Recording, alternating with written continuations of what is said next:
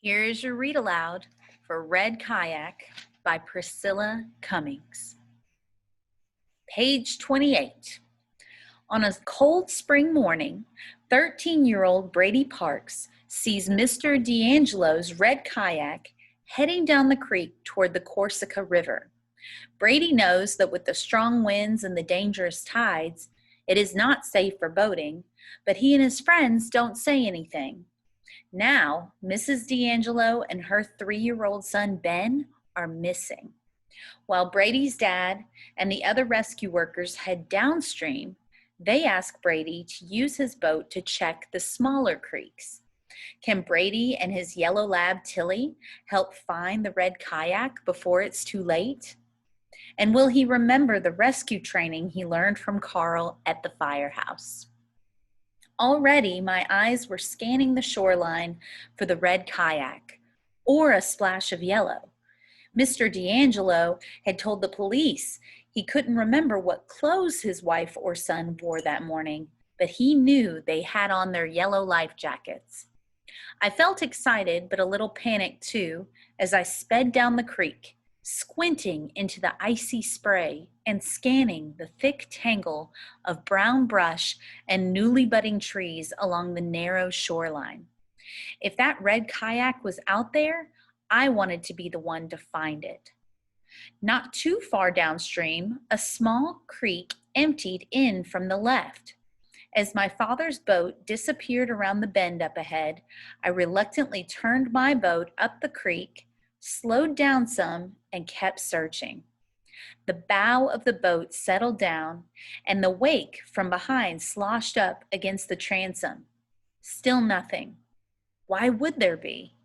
Common sense and knowing the currents would tell you that the kayak had drifted downstream, especially with the fast-running spring tides.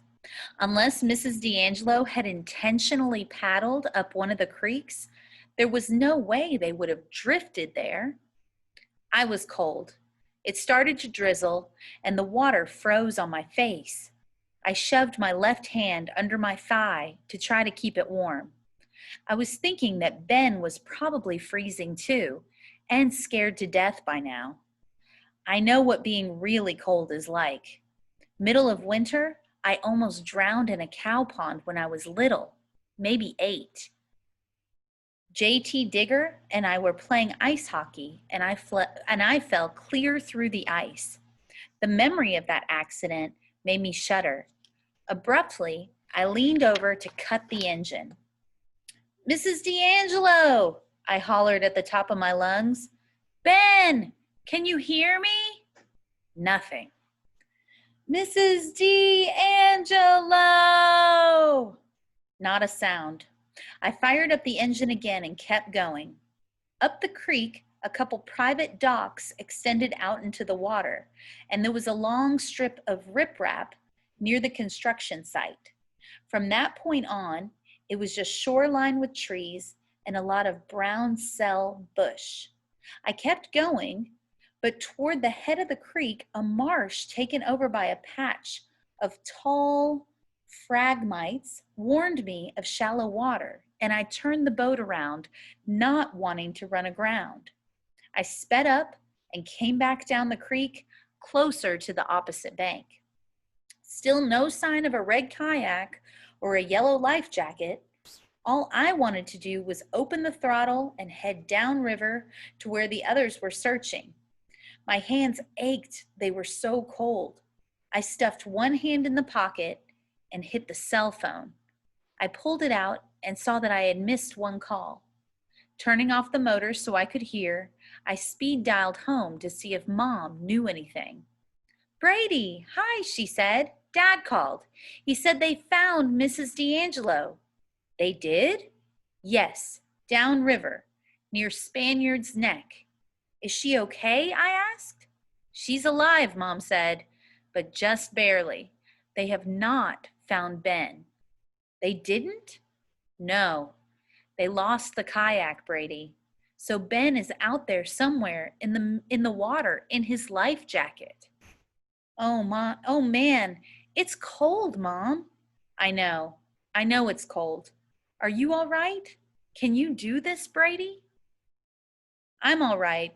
I'm fine, I assured her. I need to keep looking. I ended the call and put the phone back in my pocket. We had to move really fast now. If Ben was in the water, his time was limited. Tilly started barking as I picked up speed. Quiet, I hollered. I wondered if we should waste my time going up any of those little creeks and inlets now that they had found Mrs. D'Angelo downriver. But Tilly was barking up a storm and stood with her nose pointed toward the riverbank, where some of the water curled into a small cove.